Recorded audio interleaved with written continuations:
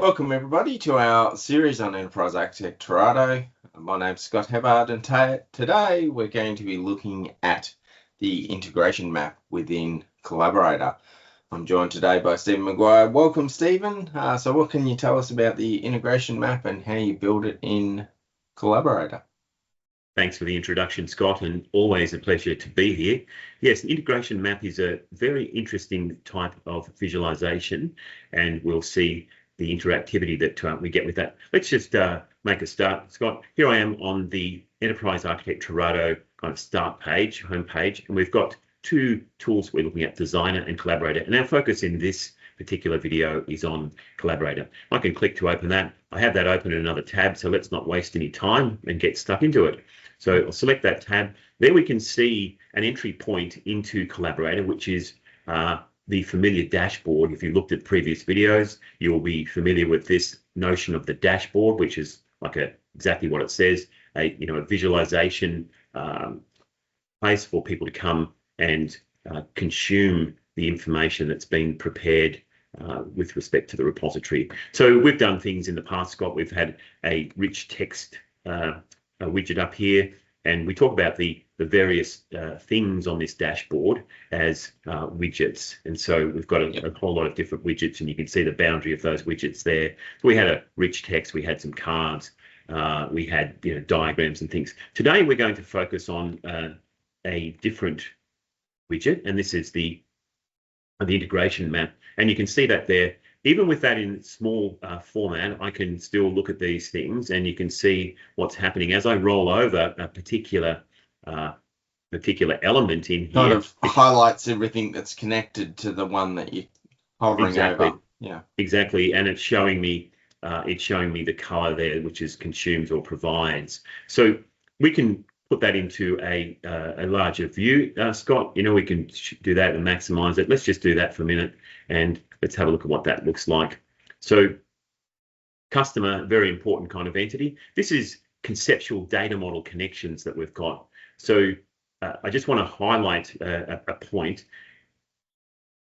Enterprise Architect Trerado is a tool that can be focused at a number of different levels. In some ways, the usage of it as a very high level enterprise architecture tool, where you're looking at things like capabilities models, and visualizing which capabilities have got overlapping application components, or an application portfolio management. A lot of those things that are interesting to executives, line managers, people that aren't particularly interested in the model details itself, but more in the visualizations and the information that can be gleaned from these widgets and representations. So you can see here, this is not a UML diagram, it's a visualization, but at the back of this is a modeled UML diagram. So what I'm saying today is we're going to look at a conceptual data model. And it could be a domain model, could be a logical data model, or even a physical data model, but we're keeping up at that level. And Trerado is a tool that can look at all these different levels. So while it's very, very prevalent and very useful at that enterprise architecture level, you can be looking at things at lower levels as well. So let's with these elements selected, we can look at these ones. I'll just get my mouse back onto that. On that monitor, and you can see that as we select them as well, over on the right hand side, the panel's changing and it's giving us information about the particular element. So let's make a start. So all these elements, are they modeled in Designer? That's exactly right, Scott. They are in Designer, and we'll have a series of videos that will show the relationship between those. This series at the moment is focusing on Collaborator and how we create those dashboard widgets and create the representations and visualizations that are useful to people. But and over here in this properties, it's not just properties, it's discussions and usages and traceability. So we can look at that and see those operations, attributes, all those kind of things. So let's have a look at this now, and let's do it from first principles, Scott. We're going to create a new one of these in our Insurance demo model. So just for people that might be new to this series, this is a model or a repository that's focusing on Arc Insurance, a fictitious company that has been, the Open Group has provided, and we've embellished it a great deal to have other representations other than just what came with the original model. So I am an administrator, Scott. What I'm going to do is go into my repository selections, and I'm going to now move away from Arc Insurance and move into the Arc Insurance video demo. So we've been building up this particular dashboard over a number of videos, and we've, as I said, we started with rich text format there. We've seen a couple of examples of that. And we did diagrams and charts and all sorts of things. Yeah. So what I'm going to do is I've actually built one of these, and I'm just going to show you how easy it is to delete this. So I've got special privileges, being able to edit the dashboard. So if we had a widget that was already built, we can go in here, and this is just a way to show you this. I can delete that widget there, and just say I want to delete it completely, and I'll save that. So that's how easy it is to delete the widget. Now, you have to understand, it's important for people to understand, that hasn't deleted the underlying designer representations in the model. It's this visualization here inside Collaborator. So the information isn't gone. You haven't destroyed it from the world. You've just destroyed that particular widget that refers to that information that's stored, I guess, in an underlying repository. So exactly. So I have the privileges to, to start working on this. Let's go edit here to edit our dashboard, and let's add a new widget. So down here on the bottom right, a plus button, click on that. We can add it from a library. We haven't built up libraries yet. That's something we'll show in another video. Let's go add new. And of course we get our list of widgets, and there are a number of these that we've done before. This one's charts is kind of special because it goes down into another layer. So let's click on charts there. A little plus button allows us to add the widget or adding the widget from the bottom right-hand corner. Let's use the little plus symbol here, and we don't have any reports configured at the moment. Again, that's something we'll show in another video. So let's just jump over this, the report section here. We don't need to use that. And on the left-hand side down here, we have integration maps. So we've looked at pie charts and column charts, things before, but we're going to look at this integration map now. So I'll select that, and with that selected, we get some options down here in the window. The first thing we need to do is to say, hey, what's the source of information? What are we going to use to create this one? And I know this repository quite well, but you can look for these things if you wanted to. I know that what I'm looking for is an information model. So quite simple, come down here through the list. And these are extended Arc Insurance examples. So we'll click on this one, and we'll see that we've got a physical, a logical, and a conceptual data model. So I want to choose the conceptual one, and I can have a quick look at what's in there, going, yeah, these are the kind of things that I'm interested in, the important elements in my domain, which if you know what a conceptual model is, you'll be familiar with that. Claims and claim payments and customers and things. And I can click simply on this one here, and that will select everything underneath it. I could individually select and say, look, what I really want in here is just, these particular things. So lots of options there, but I'm going to go for the whole conceptual model there, and I'll just turn those guys off for a tick and say that I want the conceptual model, which will highlight or select all of them. So with that done, Scott, I need to specify what types. Now we've got two types here. We've got the conceptual data elements themselves, and we've also got a package up here as the container. So when we come into types, we'll see that there are two things. Now we're not interested in that package. We're just interested in the package contents, which is the elements, right? And are we interested in the stereotype? Yes, we'll go for class there again. Not important necessarily to pick that though. But it does, if you look at it, it does show you these other options. So we need to select it to get these options showing up here at the bottom. We don't want to filter by property. We could limit what is shown in our integration map, but we don't want to do that at the moment. We want to show them all. That will come up in another video we watch. So specify the connector type. Let's look at that. And it's an association. We don't have much choice there anyway, but we need to select it. Yep. The customer stereotype association. We go down a bit further there. I was going to say, scroll down a little bit so we can see it. And I'll just put that in there. And I'll scroll down there. And I should be able to find that one there. All right. So with that done, let's just go next here. Now, again, I've said this before. If you're not a SQL person and don't know what this query language is about, just put some sunglasses on, or jump over this, close your eyes for a minute. If you are someone that's familiar with it, you've got lots of options in here to go and to create your own SQL. And create different realizations of this. But the tool Collaborator's done the magic for us. Let's go next here, jump over that without any questions. And here we've got a little visual representation of what we're going to see. We saw that in the preview that we looked at in the Arc Assurance repository when we first started the video. This is not our data. Joshua and Daniel and Noah are not in our repository. It's just simply just a preview. Just a preview, well, just an example of the thing. Now let's put a title in for our legend. We haven't done this in some other examples of widgets, but I think this is important to do this. So let's put in, conceptual. Actually, let's put in. So what's the legend doing? The legend is showing us what's consumed, provides, and both. So let's call it direction. Let's call it connection direction. Yeah, so that kind of sounds okay. Let's refresh that. So we've got a little way of showing that. So consumes, provides, or both. That makes sense. Legends on the right, we can choose that at the bottom or the right. That's okay. You can change the color of the little legend as well if necessary. Exactly right. Which is the legend is representing the lines. So when we click on one of these, that's going to show that the lines. Now we have got the opportunity to change the consumes and provides. We might want to call those incoming or outgoing. Depends upon what you want to do. But there is the opportunity to change those labels there. So let's save that. Scott, I think we've done what we need to do, and let's just save that.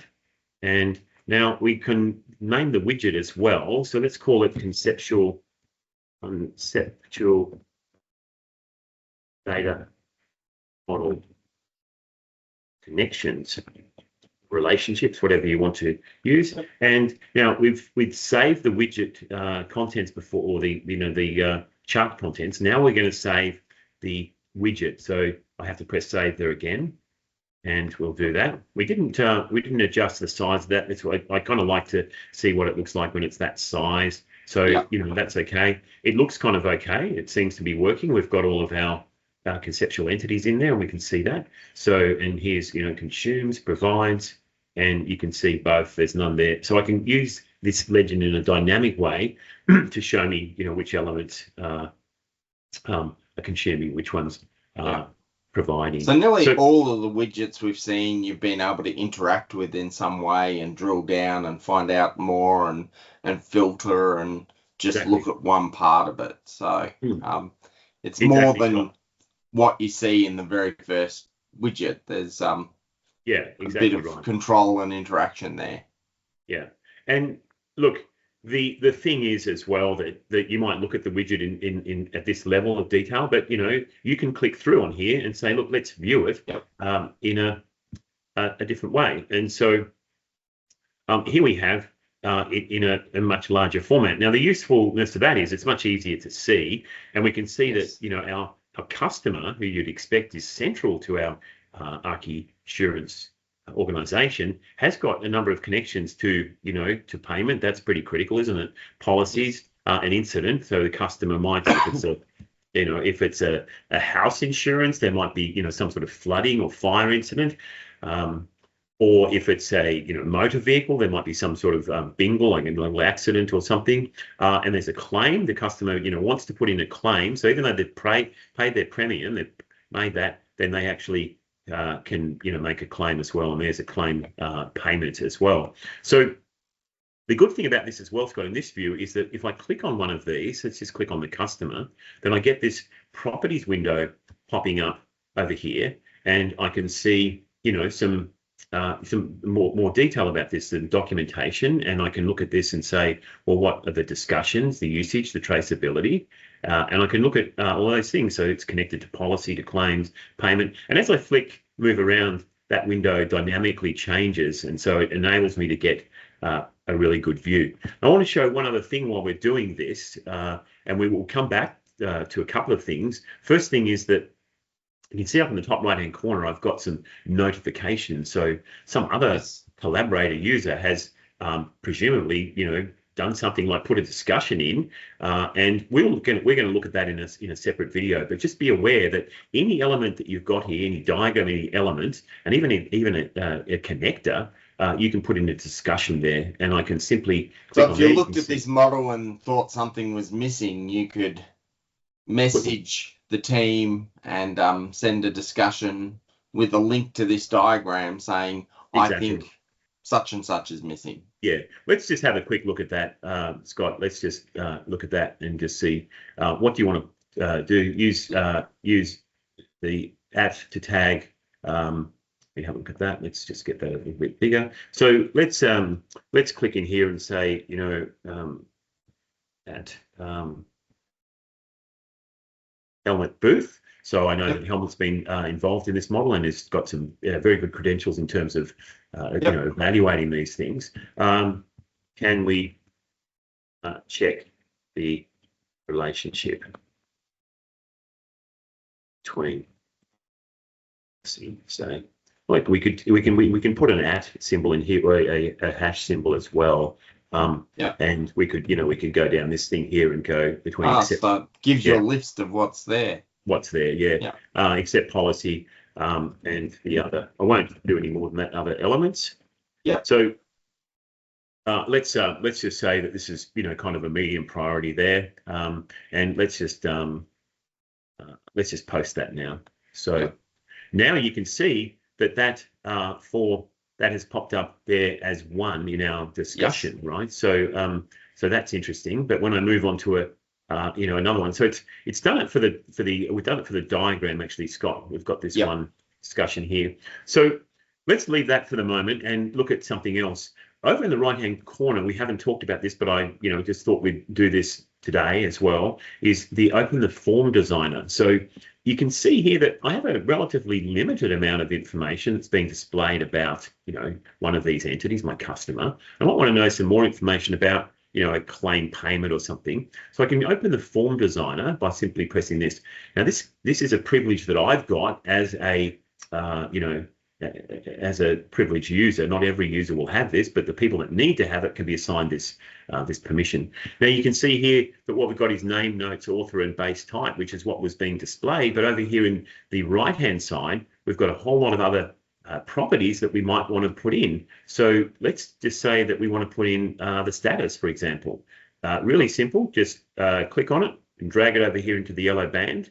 And Scott, now I've got the opportunity to say, do I want people to be able to write, like update that? So you can say, no, I don't. They've just got read. Or do I want them to see it at all? And yes, I want them to see it. Let's put a few more things in there. So let's put in priority. Put that one in as well. Show write, complexity, difficulty. Let's put a couple of other things in as well, and we'll see what happens. So I can put that in at any point. I was going to say, can you change the order? But and I can just move those, and I can just move them up like this as well. So very flexible, very flexible interface. But this one here, this what am I able to write? What am I able to view? So I can read it. What am I? Do I want to show it at all? So no, I don't want to show it. So I could turn that off, and it wouldn't be displayed. But let's have a look at that now. Save that, and we've got that. It's coming into our profile, which is what we've done there. We'll go back to our dashboard. We'll click back there, and we'll click back there, and we'll get back into our map. And now you can see that these things have popped up, right? So some of them have got drop down properties. So this one, I'll make it proposed, the difficulty or, the complexity, and I'll say that that's, it's actually going to be relatively easy to do that. So it's got that's just a couple of embellishments. We were looking at our integration map, and we then looked at the idea of having the discussions as well as adding these extra properties to make it a richer interface. Now I can change those. If I'd set that differently, I might not have been able to. I might be able to see the thing, but not update it. Yeah. Yeah.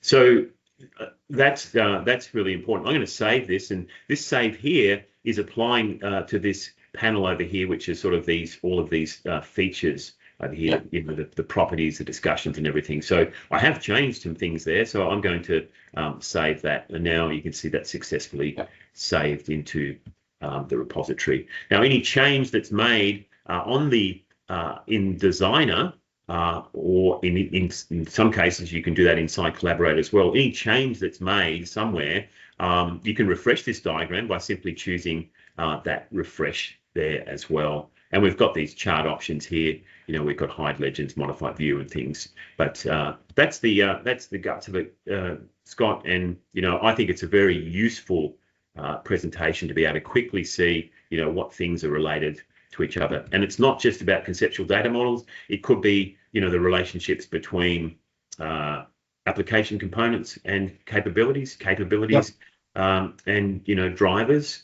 All sorts of different things. So this is just one example. I want people to understand that it's got the flexibility to do a connection between any two sets of elements like this. Yeah. Yeah.